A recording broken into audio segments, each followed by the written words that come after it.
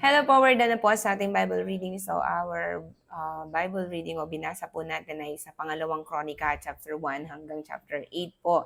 So my highlight here po yung chapter 7 verse 11 to verse 18 po. So dito po nakita ko po yung prayer na ginawa po ni Solomon and sumagot po ang Diyos. Dumating po siya, narinig niya ang kanyang panalangin o narinig ng Diyos ang panalangin po ng isang leader. And sabi po ng Lord na kung darating man yung panahon na yon na bunga po ng pagtalikod at pagkakasala at paglimot sa Diyos ay yung kahirapan, salot at marami pa pong iba. So dry season or mga desert time ng life po natin. So sabi niya, kung sila'y manunumbalik sa akin, humility. So the very key for us to be blessed again or for us to live for the glory of God and for our purpose here on earth o kung saan man tayo, ay we need to humble before the Lord. Yun lang po.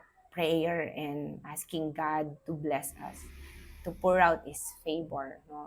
Alam po natin, iba-ibang pong lugar kung saan man tayo sa dako ng Pilipinas. So, ibang lugar kung saan ka man out of the country or ibang bansa.